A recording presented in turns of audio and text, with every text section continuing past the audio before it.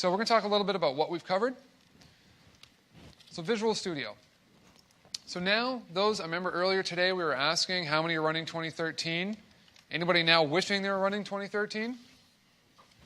No, everyone's like, no, I'm good. 2012, don't need it. I'm fine. It's too expensive. No. If you have MSDN, realize you can go download this as part of your MSDN subscription, so go check it out, right?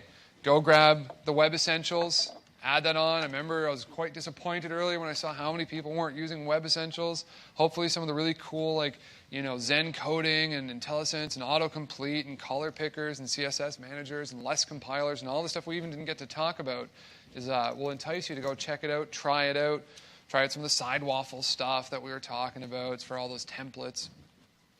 We did a lot with NuGet today. I don't know about you guys and gals, but I'm a big fan of command line. I like whenever I can just kind of drop into a shell and start getting stuff done. So the fact I can add my packages and I can manage my migrations and create that sort of stuff. Was that cool? Was that something you'd like to see more of in the future as we do these sorts of things? Seeing a few head bobs. All right. We're tired, aren't we? Everyone just seems a little tired, a little worn down. All right. So you're going to see more stuff coming out of NuGet. Please, if you are working on cool projects or you're working on a piece of technology, you want to share it with the community, you got it up on GitHub or CodePlex, you can create that NuGet package so that, in your little README file, you can go, hey, if you're running Visual Studio, just drop into the package manager shell and just go install and the name of your NuGet package. Obviously, a lot about what we were talking today with ASP.NET 4.5, all the really cool stuff that we were doing in there. We got MVC5, we got Web API 2, Signal R2, we got the Owen stuff. We didn't go too deep on the Owen stuff, but it's a really exciting technology. Not about just what it can do for you today, but where we're going with it tomorrow with our implementation of it, this project Katana, where we're taking more and more of these components that were otherwise kind of locked into the stack of IIS and System Web and taking it and removing it and actually using Owen as the framework, allowing you to run it out of process, run it out of IIS, so you can start building out your own custom servers or processes or website or Windows services, as well as making it easier to just test all that stuff.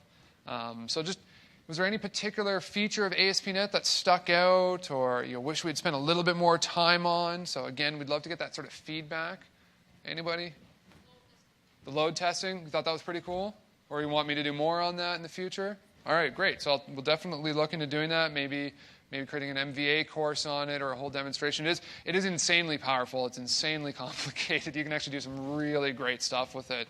It's something that, I remember back when I worked at corporate down in Redmond and we were working on a lot of the online services that we have at Microsoft. We use this extensively for our own performance testing. And so I love, when we can actually use the stuff that we're promoting to others. And finally, we just dabbled a little bit with Windows Azure. We didn't go too deep on it. There's so much stuff you can do in Windows Azure. We focused a lot on the website stuff. Just my own observation seemed like using the different deployment methodologies and doing the rollbacks and how fast that was seemed to have been pretty popular. So, definitely check out windowsazure.com. I work with Jonathan Rosenblit here in Canada. We kind of head up the various Windows Azure stuff that we're doing here in Canada. It's something near and dear to both of us.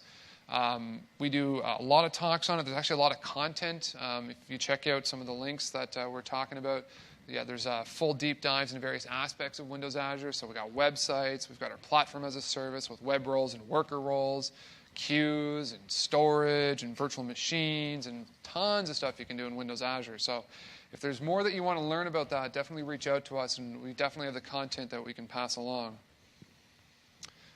So hopefully we kind of drove home a little bit about this concept of one ASP.NET, so no longer are you bound to the initial technology you chose when you created that first project, that you can mix and match as you see fit for your own needs. So you can take web forms, you can take your web pages, your MVC, your web APIs, your Signalrs, whether you're building sites or services, put it all together however you want, because it really is just ASP.NET. So we kicked things off talking about this introduction to ASP.NET in Visual Studio 2013. We moved on to building the web application using these ASP.NET technologies. From there, we went to building the front end. We did a lot talking about web standards and talked about the different frameworks out there and bringing MVC and MVVM to the client with a number of these awesome frameworks. And we learned about To Do MVC, which is my new favorite website for learning all these different frameworks. We saw some cool JavaScript examples using jQuery, and we learned a little performance improvement. Anybody remember that one thing? I hope you, for anybody doing jQuery, what was that? Anybody remember? Dynamically, you were adding a paragraph and you were not deleting. I'm willing to bet, I'm a betting man, that if you all went home right now and looked at some jQuery code you've written in the past, you'll probably find a similar bug in your code somewhere. I know it's bitten me in the past. So if nothing else in that whole talk, you take that one little tidbit away, I'll be a very happy person. So we then moved on. John was talking about API services for both web and devices. So you can see by leveraging Web API and these JSON requests going back and forth and using SignalR and the likes, that you can build these communication services to span different devices, different platforms, and on the browsers or in applications themselves. Then I talked a little bit about running and improving and maintaining a site, where we did deployments and we did rollbacks, and we talked about how to use migrations. Before I had done that, how many people, by show of hands, actually had used Entity Framework code-first migrations before? No, yeah, so a few of you. Any of you, now that you've seen the demo, are going to go back and see if this is something that you can actually do? Couple? Good? Great. Yeah, I'm a big fan of the migration stuff. I'll admit the first time I saw something like that was when I was doing some Ruby on Rails code. And I remember thinking, this was many years ago, it's like, wow, how great would it be if this was available in .NET? So when I first heard about code-first migrations, and I tested it out, and I was like, this is exactly what we need. As we discussed earlier, I mean, there are scenarios where this just isn't going to work. Data management like this is complex, but I do truly believe in the 80-20 rule of things, that this will work for 80% of you out there for managing your migrations and for rolling back should it not go so well. John finished it off by talking about real-time communication with SignalR and a couple of really cool projects out there using SignalR. SignalR is a fantastic bit of technology, fully open source. SignalR 2 was just released, and the team's still working on it, still adding to it. So hopefully you'll take that away and play around with SignalR and see if you can use it for building out your applications as well.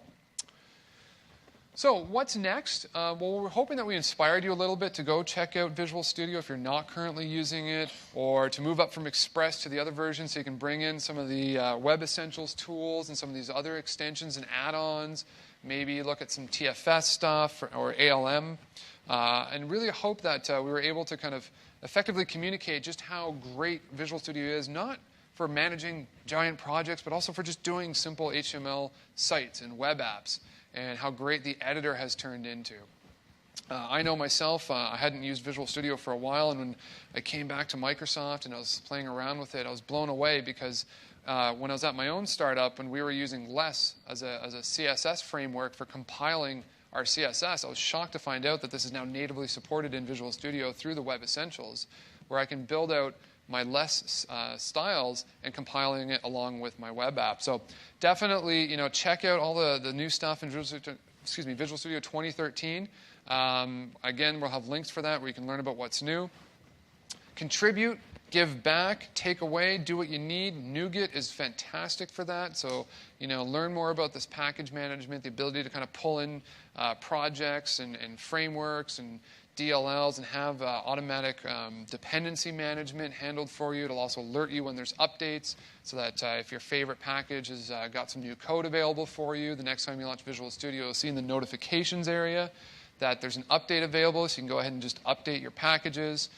It's a fantastic way of managing projects and dependencies, fully supported in TFS when you're doing builds. And definitely as a developer who works with other developers, I know when you had dependencies on DLLs, well, there was this term called DLL hell, and that meant for both versioning but also for distribution. And I'm a big fan of NuGet. It really has solved that for me.